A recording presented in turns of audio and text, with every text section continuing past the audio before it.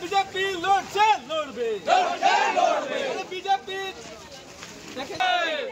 जिंदाबाद जिंदाबाद जिंदाबाद जिंदाबाद जिंदाबाद जिंदाबाद जिंदाबाद गौरव बैनर क्लियर करते बोलो स्लोगान गौरव बैनर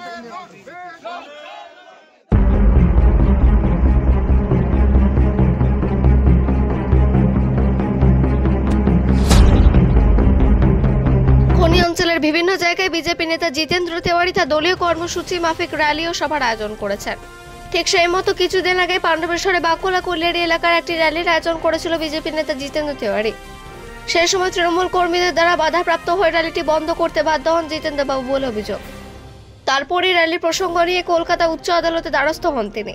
উচ্চ আদালতের নির্দেশে 24/5/2025 শনিবার পাণ্ডবেশ্বরে বাকুলা কলিয়ারি এলাকার র্যালি স্ট্রিট কর্নার করার আদেশ পান। আদালতের আদেশ মতোই দিন বিকেল 4টে নাগাদ বিজেপি কর্মী সমর্থকদের নিয়ে র্যালি শুরু করেন জিতেন্দ্র। এই র্যালিতে কোনো রকম অপ্রীতিকর ঘটনা এড়াতে প্রচুর সংখ্যক পুলিশ মোতায়েন করা হয়েছিল। একদিন এই র্যালিও স্ট্রিট কর্নার করতে দিতে বাধা, এবার দেখা গেল ঠিক উল্টো ছবি। এদিন র্যালিতে আগত বিজেপি নেতা কর্মীদের জন্য পানীয় জল ও শরবত হাতে নিয়ে সৌজন্য দেখাতে এগিয়ে এসেছিল তৃণমূল কর্মীরা। এই সৌজন্যতা বোধ প্রসঙ্গে জিতেন্দ্র তেওয়ারি তৃণমূলের বিধায়ক নরেন্দ্রনাথ চক্রবর্তীকে কটাক্ষ করে বলেন, সৌজন্যের রাজনীতি তো আমরা চাই। তিনি বলেন, যেভাবে 2021-এ জয়লাভের পর পাণ্ডবেশ্বর এলাকার 8টি বিজেপি দলীয় কার্যালয় জিএসপি দিয়ে ভেঙে গুড়িয়ে দেওয়া হয়েছিল, সেদিন আপনার সৌজন্য কোথায় ছিল? প্রায় 100 জন বিজেপি কর্মীকে মিথ্যা মামলায় ফাঁসানো হয়েছিল, সেই দিন আপনার সৌজন্য কোথায় ছিল?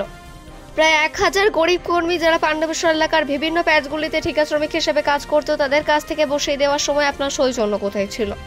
পাশাপাশি জিতেন্দ্র তেওয়ারি কটাক্ষ করে আরও বলেন, সৌজন্যের রাজনীতি তারা চান।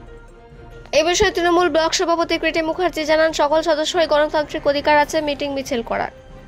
ব্লক সভাপতি বলেন, পাণ্ডবেশ্বরে যে জল কষ্টর কথা বিরোধীরা বলেছেন সেটা ঠিক নয়, কেননা পাণ্ডবেশ্বরে জল প্রকল্পের কাজ প্রায় সম্পূর্ণ, শীঘ্রই এলাকার প্রত্যেকটা মানুষ জলের সুবিধা পাবেন।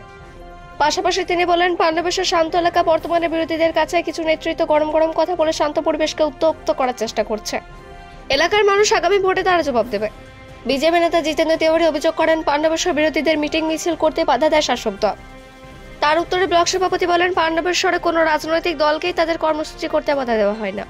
নইলে পাণ্ডবেশ্বরে বিভিন্ন প্রান্তে বিজেপি তরফে ইতিমধ্যে বহু কর্মসূচি গ্রহণ করা হয়েছে, সেখানে তো কোনো বাধা দেওয়া হয়নি। বিগত পঞ্চায়েত বিধানসভা ভোটে মানুষ নিরাপদে ভোট দিয়েছে, আগামী 2026-এর ভোটে মানুষ শান্তিপূর্ণভাবে ভোট দেবে, বিরোধীদের জবাব দেবে। পাণ্ডবেশ্বর থেকে অজিত মিসাল, পোর্ট নিউজে।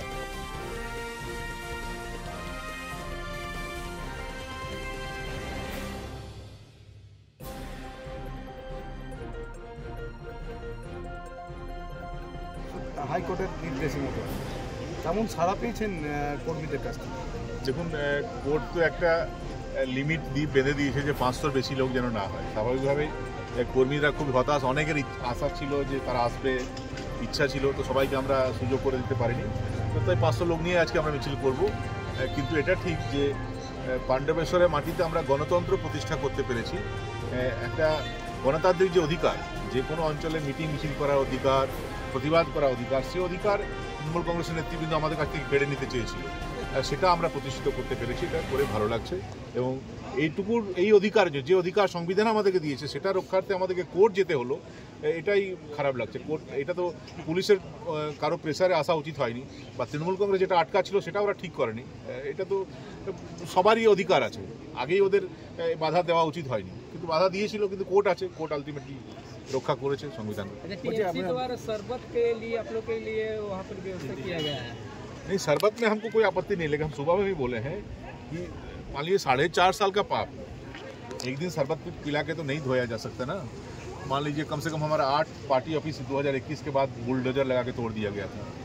कम से कम हमारा 100 कार्यकर्ता को झूठा केस दिया गया था, पुलिस के द्वारा अरेस्ट कराया गया था। कम से कम 1000 गरीब आदमी जो विभिन्न कल कारखाना में पैच में काम करता था, उसको काम से बैठा दिया गया। 10 आदमी का कम से कम हमारा कार्यकर्ता का मौत हो गया।